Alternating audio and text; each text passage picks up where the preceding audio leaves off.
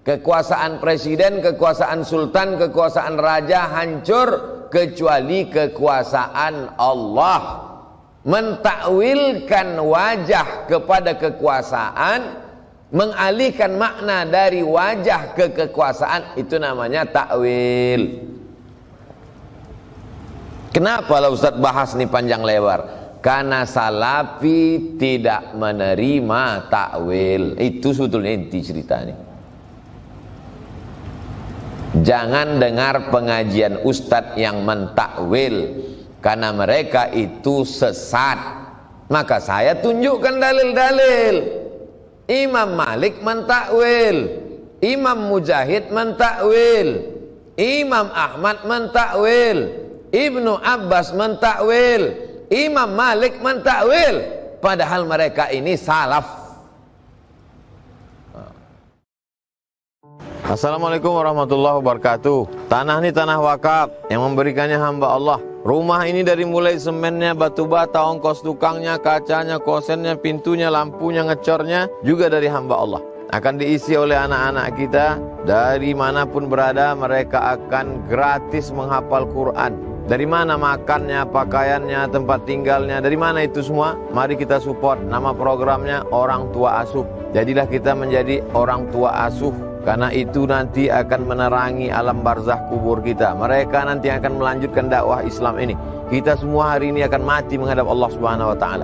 Mereka nanti akan menjadi ujung tombak dakwah penyiaran Islam di seluruh negeri. Bisa kita support program Orang Tua Asuh ini dengan mentransfer ke Bank Riau Kepri Syariah 820216665. BRI Syariah atau BSI 6-nya 9 kali, 66666666 atas nama Yayasan Tabung Wakaf Umat. Jangan lupa sertakan kode transfer 03 di akhir nominal transfer. Konfirmasinya ke nomor ini, admin Yayasan Tabung Wakaf Umat 085265416060. Berkah selalu, anak kita menjadi anak soleh solehah. Barakallahu fikum. Wassalamualaikum warahmatullahi wabarakatuh. Ada ayat-ayat dan hadis-hadis yang mutasyabihat. Mutasyabihat artinya kesamaran makna, tak dapat dipahami secara tekstual.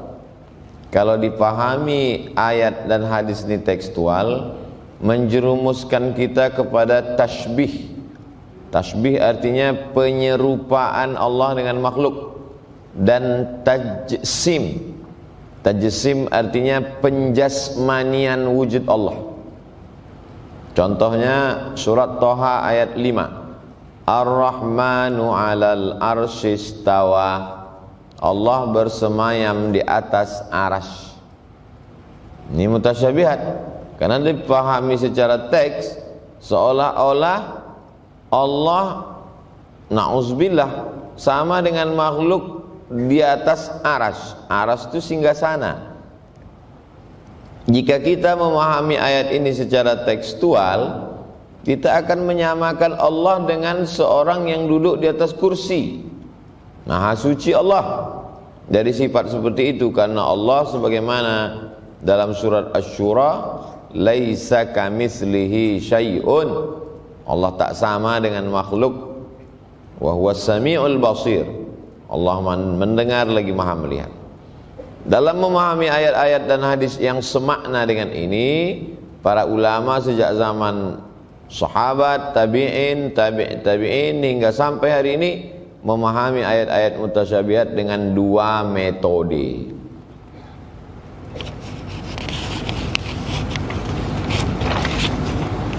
Metode yang pertama namanya tafwid. Tafwid artinya serahkan aja pada Allah.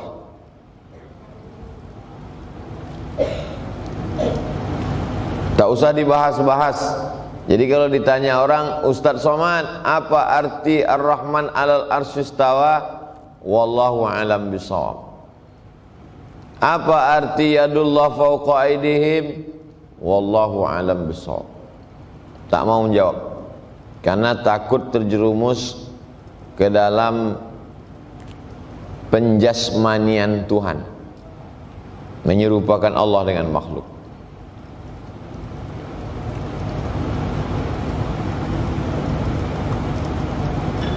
Imam Malik pernah ditanya, Apa arti summa stawa 'alal arsy? Kata beliau, al-istiwa ma'lum wal kaif majhul.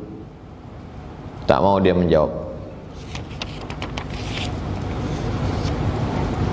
Begitu juga dengan pendapat Imam Tirmidzi, pendapat Imam Ibnu Shalah.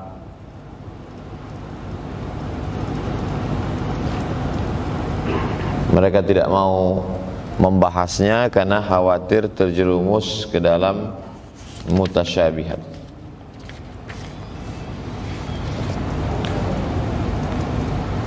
Halaman 110, metode yang kedua namanya metode takwil.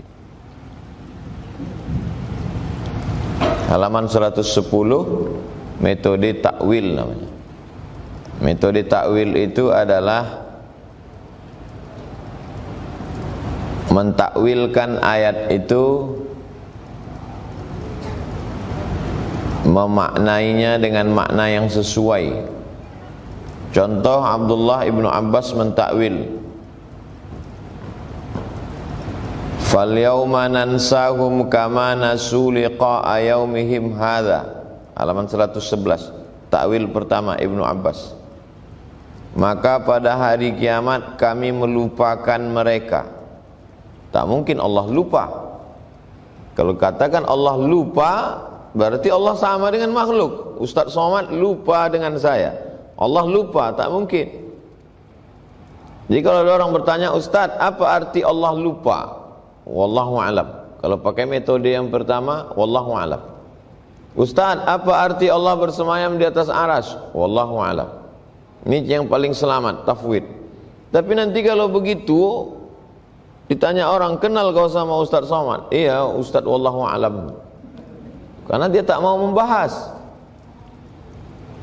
Metode yang kedua, masih 111, Ibnu Abbas berkata, Allah melupakan artinya Allah tinggalkan mereka dari rahmat. Fal yauma nansahum, pada hari ini kami melupakan mereka. Melupakan di situ ditakwilkan bukan artinya Allah lupa, tapi artinya Allah tidak mencurahkan rahmatnya. Mengalihkan makna lupa kepada tidak mencurahkan rahmat itu namanya takwil. Itu arti takwil. Takwil yang kedua, nasiyahumullahu minal khair, Allah melupakan mereka dari kebaikan, tetapi tidak melupakan mereka dari kejahatan.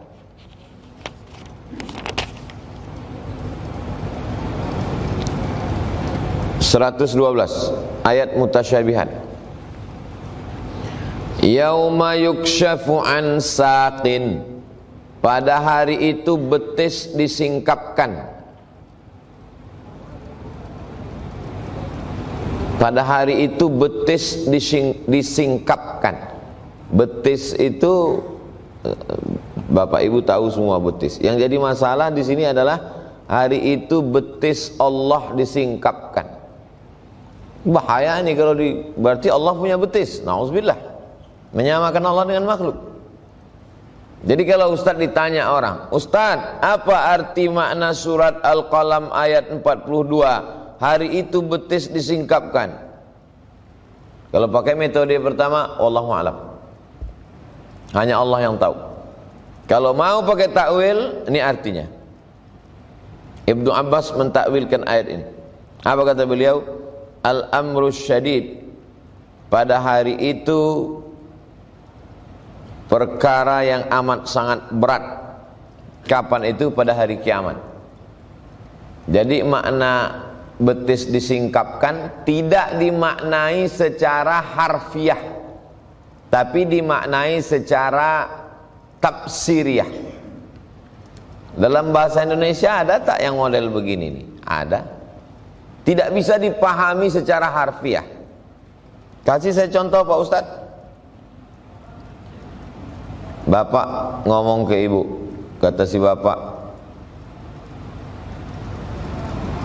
aku mencintaimu 1000 tahun lamanya. Itu tak bisa dipahami secara harfiah. Macam mana 1000 tahun? 40 aja udah batuk. Lalu apa sebetulnya makna 1000 tahun itu? Itu mesti ditakwilkan. Karena kalau tidak ditakwilkan, bohong. Ku nanti kau 1000 tahun. Bohong. Lalu apa sebetulnya makna dari 1000 tahun itu? Selamanya. Itu mana? Itu yang dimaksud dengan takwil. Ayat ketiga, masih 112, halaman 112. Was-samaa'a banainaha bi'aidin. Langit itu kami bangun dengan tangan. Berarti Allah bertangan. Masalah ini. Tak boleh menyamakan Allah dengan makhluk. Allah itu laisa kamitslihi syai'un. Allah tak sama dengan apa. Walam yakul lahu kufuwan ahad. Allah tidak selevel dengan apa.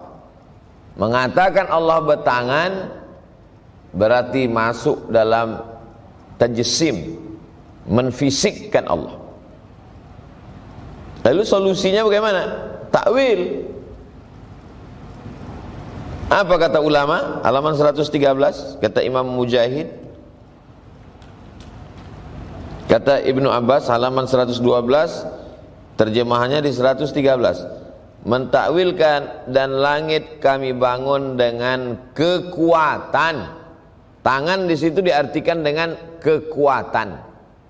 Dan itu terjadi dalam bahasa Indonesia. Dialah seorang pemimpin berkuku besi. Bukan kukunya besi, kukunya tetap kuku biasa. Lalu makna kuku besi di situ kekuasaannya garang, keras, otoriter. Itu namanya takwil. 113. Fal yauma nansahum kama nasu liqa'a yaumihim hadza. Pada hari itu kami melupakan mereka. Tak mungkin Allah lupa. Kalau Allah lupa berarti batal dia sebagai Allah. Karena lupa itu sifat kurang. Takwil pertama, kami tinggalkan mereka sebagaimana mereka telah meninggalkan pertemuan mereka hari ini. Takwil kedua, kami tinggalkan mereka dalam api neraka jahanam. Takwil ketiga, kami akhirkan mereka dalam api neraka. Bukan kami lupakan mereka. Walaupun secara bahasa di situ kami lupakan, tapi kata lupa tak boleh dilengketkan kepada Allah. Karena Allah tak mungkin lupa.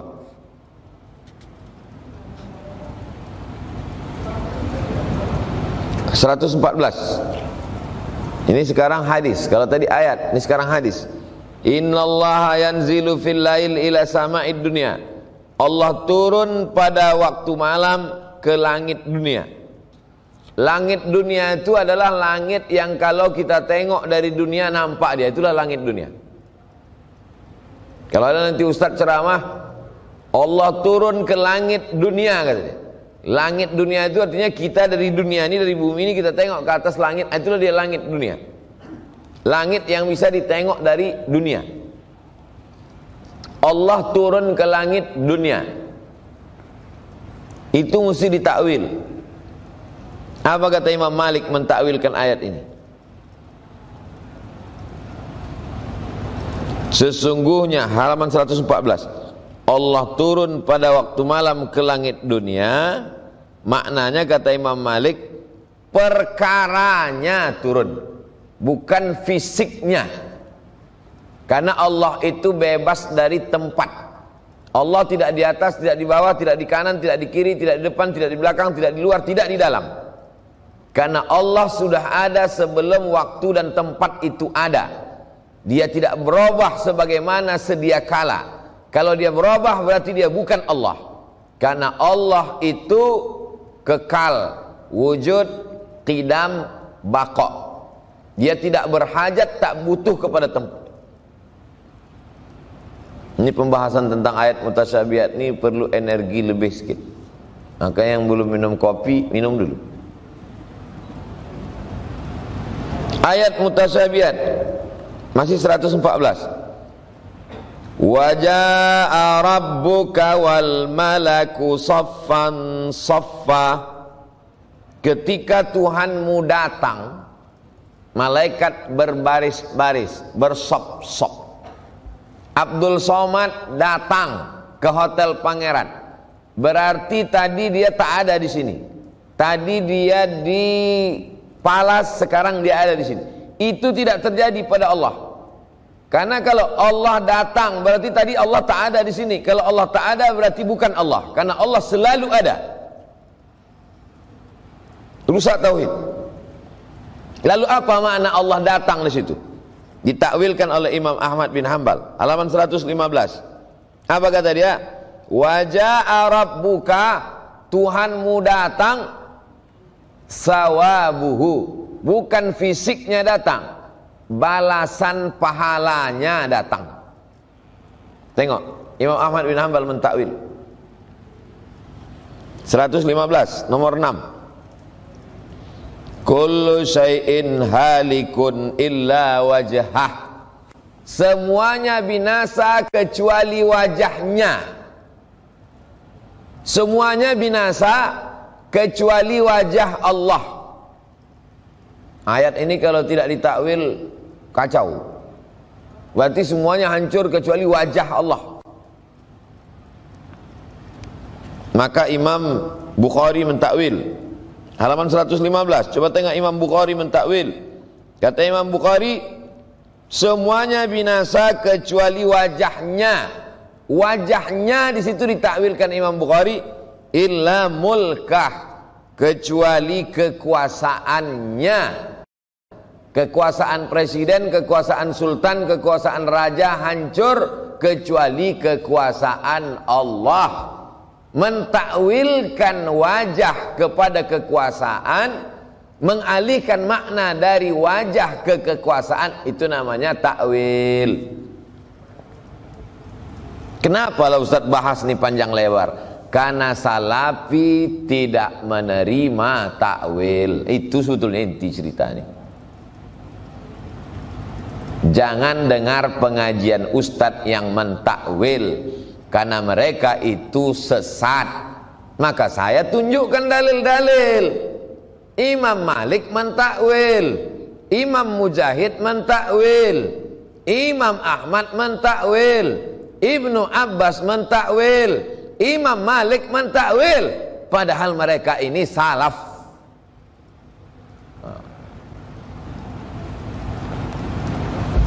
115 hadis mutasyabihat. Apa bunyi hadisnya?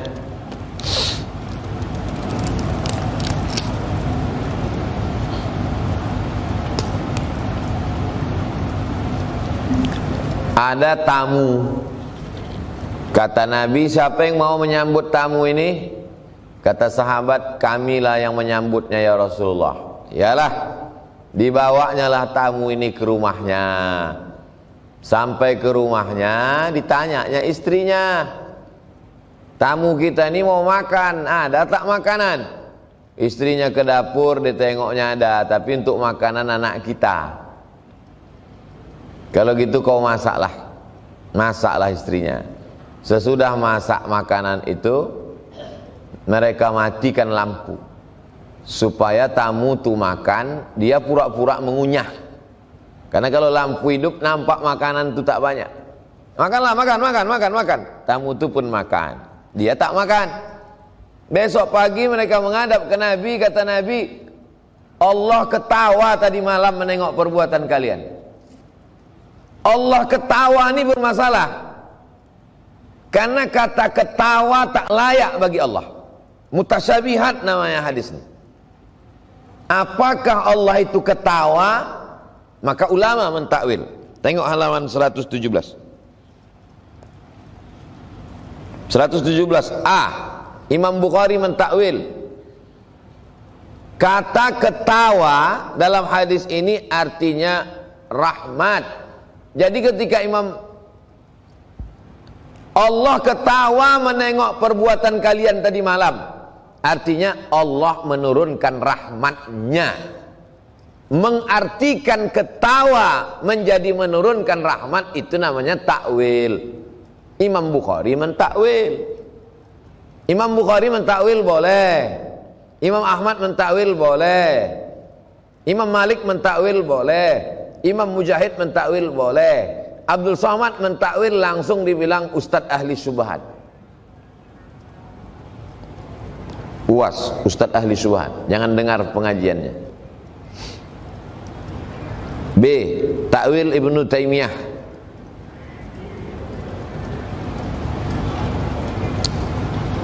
Walillahil masyriq wal maghrib. Allah pemilik timur dan barat. Timur punya Allah, barat punya Allah. Fa aina ma tuwallu, kemanapun kau hadapkan wajahmu, fasamma wajhullah, maka di sana ada wajah Allah. Timur punya Allah, barat punya Allah. Kemanapun kau hadapkan wajahmu, di sana ada wajah Allah. Di sana ada wajah Allah, di sana ada wajah Allah. Kalau gitu wajah Allah ada dua. Masalah mesti ditakwil. Ibnu Taimiyah mentakwil. Ibnu Taimiyah induknya ulama salaf, induknya ulama salafi yang katanya tak boleh mentakwil, dia sendiri mentakwil. Apa kata dia? Qala fihi ta'ifatun minas salaf. Ulama salaf berkata, hadapkanlah wajahmu ke timur dan ke barat, di sana kau dapati wajah Allah. Artinya fasamma qiblatullah, di sana ada arah kiblat Allah, bukan wajah Allah. Mengalihkan makna wajhullah menjadi qiblatullah, itu namanya takwil.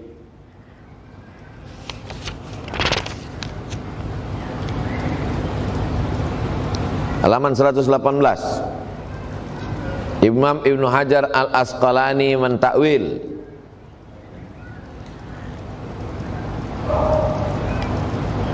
Allah disifati dengan sifat tinggi. Allah tinggi. Wala ya'uduhu hifzuhuma wa huwal aliyyul azim. Allah maha tinggi. Abdul Somad tinggi fisiknya. Kalau Allah dikatakan tinggi di atas, tak sesuai. Wal mustahil. Halaman 118. Coba tengok C. Wal mustahil. Tak mungkin Allah disifati dengan tinggi menurut makna fisik. Lalu yang dimaksud tinggi di situ apa? Kedudukannya, bukan fisiknya, bukan zatnya. Bukan kata Abdul Somad. Buku ini tidak memuat kata Abdul Somad. Buku ini hanya mengutip pendapat ulama. Halaman 118. Contoh penerapan metode tafwid dan takwil untuk memahami ayat mutasyabihat. Ar-Rahman 'alal arsy istawa. Allah bersemayam di atas arasy. Kalau kita mau pakai tafwid, serahkan aja sama Allah. Paling enak jadi ustadz tafwid. Apa arti bersemayam? Wallahu a'lam. Apa arti tangan Allah? Wallahu a'lam. Apa arti wajah Allah? Wallahu a'lam. Apa arti Allah ketawa? Wallahu a'lam. Nama ustadznya Ustadz Wallahu a'lam. Bertahun-tahun belajar hadis, tafsir, menjelaskan takwil. Begitu dari tulis buku, dijelaskan, diceramahkan, dituduh orang kita ahli syubhat. Marah Ustaz? Enggak, saya marah dengan kejahilan, kebodohan. Padahal ulama menulis ini berjilid-jilid. Pendapat Imam Al-Hafiz Ibnu Hajar Asqalani, halaman 119.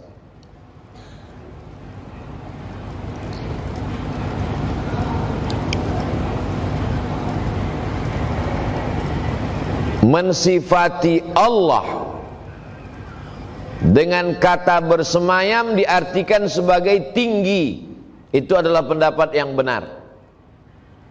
Allah bersemayam di atas aras, maka tidak benar dipahami Allah duduk, Allah berdiam, Allah menetap di atas aras. Karena berarti mengatakan Allah bertempat.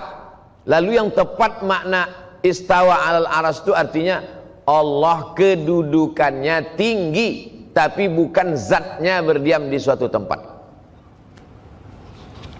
Kata Imam Ibnu Hajar Al-Asqalani. Imam Ahlus Sunnah wal Jamaah.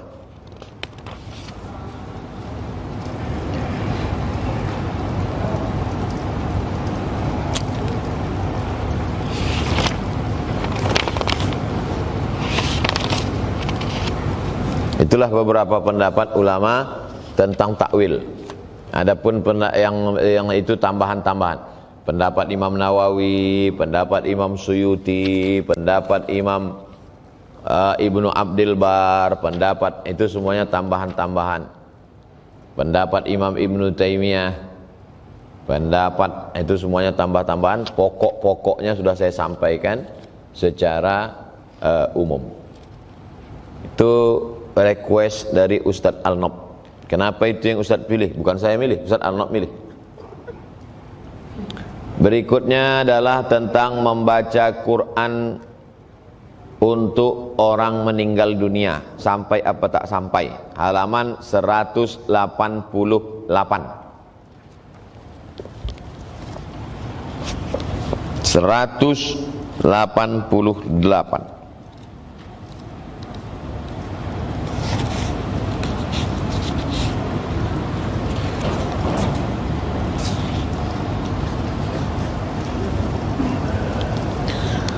Bacaan Quran untuk mayat sampai apa tak sampai? Qala Imam Ahmad bin Hanbal. Imam Hambali berkata, al-mayyitu mayat, orang mati, yasilu ilaihi kullu syai'in minal khair. Semua perbuatan baik yang dihadiahkan untuk mayat sampai pahalanya. Lin nususil waridati fihi, berdasarkan ayat-ayat dan hadis-hadis tentang itu. Wali annal muslimina yajtami'una fi kulli misrin, karena kaum muslimin berkumpul di seluruh tempat. Wa yaqra'un, mereka membaca Quran.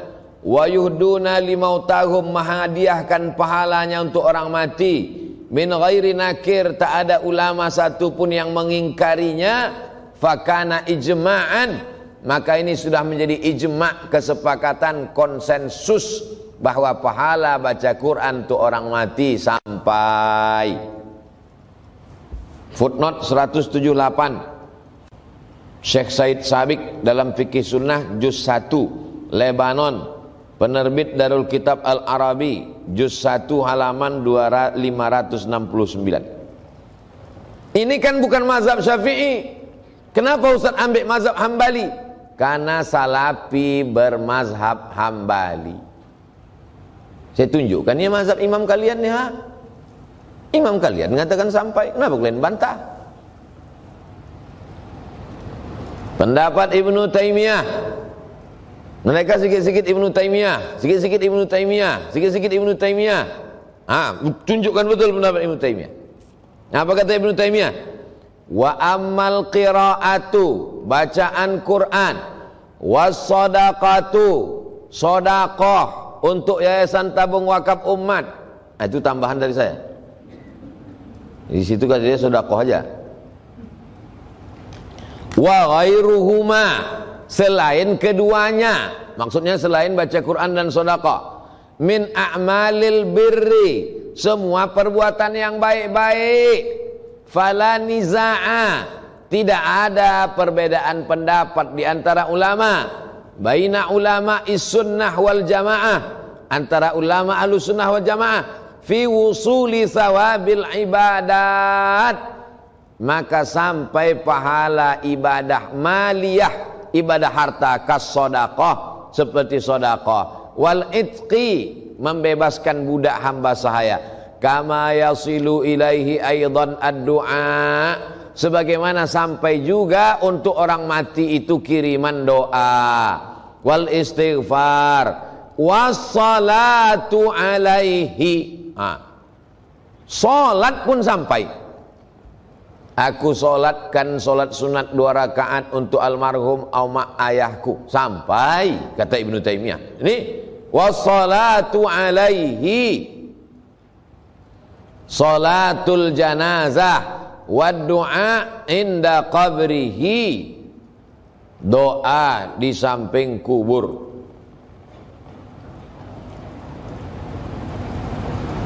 Sampai kata dia. Wa tanaza'u fi wusulil a'malil badaniyah. Tapi mereka ikhtilaf tentang amal-amal badan. Saum, puasa. Pahala puasaku ini untuk almarhum ayahku, mereka ikhtilaf.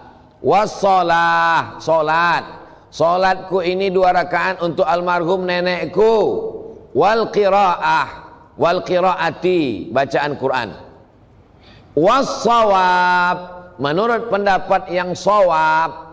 Shawab itu apa Pak Ustaz? Yang benar. Kata Ibnu Taimiyah, menurut pendapat yang benar, annal jami'a yasilu ilaih. Semua amalan itu sampai kata Ibnu Taimiyah. Buku ini tidak boleh dibaca di Brunei Darussalam, karena Brunei Darussalam tak boleh mengambil pendapat Wahabi, sedangkan Abdul Somad mengutip pendapat Wahabi. Tak boleh diterima buku ini. Makanya waktu buku ini mau masuk Brunei tak dikasih. Saya tanya kenapa tak boleh? Karena Abdul Somad mengutip pendapat Wahabi. Mana ada saya kutip? Nih banyak Ibnu Taimiyah di dalam, kata dia.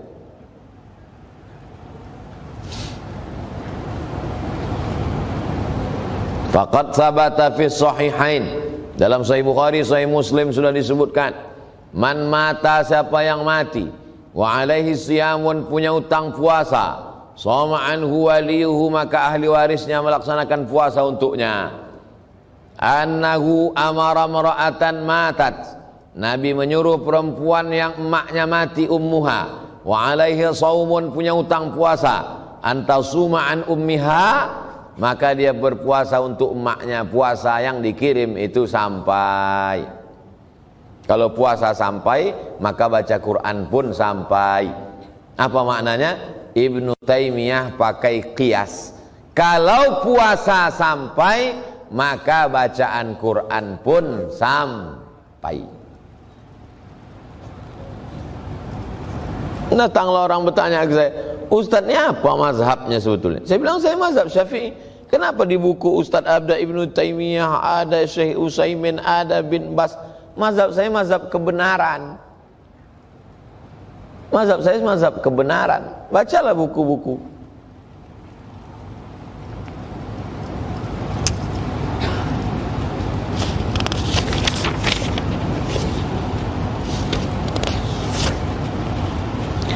Halaman 192.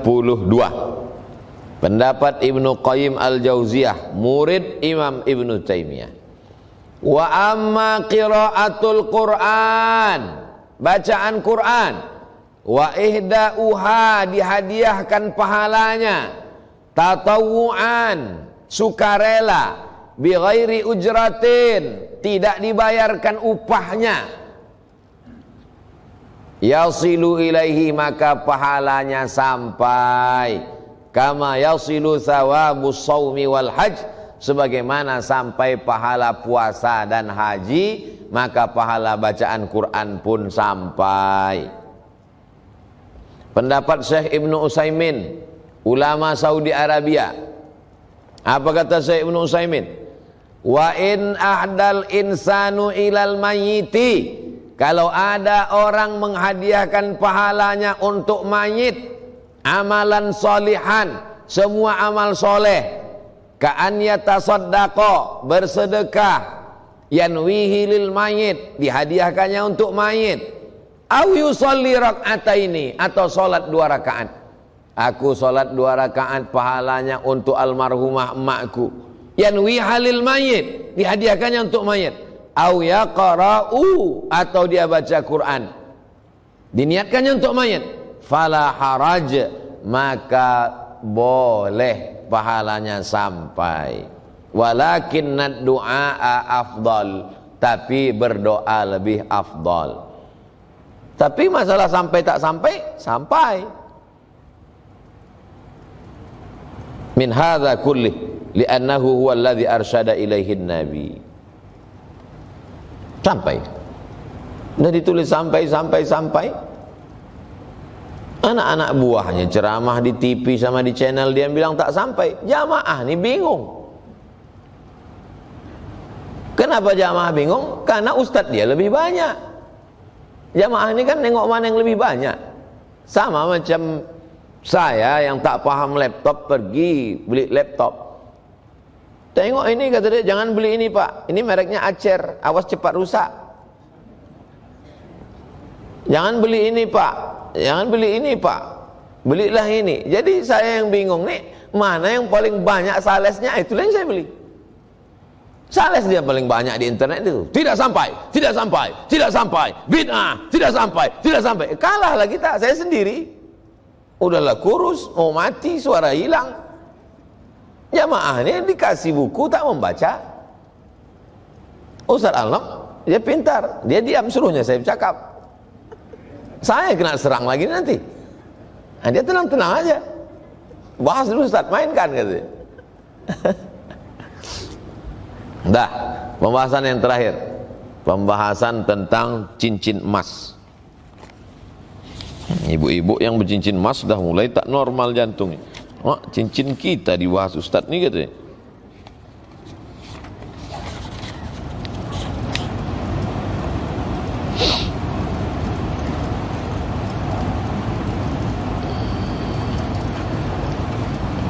Halaman 307.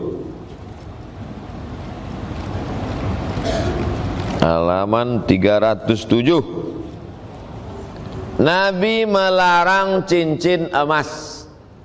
Hadis pertama, naha an khatamiz zahab. Nabi melarang cincin emas. Hadis yang kedua, ada seorang laki-laki pakai cincin emas, dicabut Nabi cincin itu dari tangannya, dicampakkan Nabi. Saking bencinya Nabi. Jadi suami-suami ibu yang bercincin emas balik dari sini, campakkan langsung ke Yayasan Tabung Wakaf Umat. Bang, ini dicampakkan Nabi dulu bang. Hadis ketiga, halaman 308. Ada seorang pakai sutra, lalu kemudian Nabi mengatakan sutra dan emas ini haram bagi laki-laki. Pendapat Imam Nawawi, halaman 308. Adapun cincin emas, wa amma khatimuz zahabi fahuwa haramun.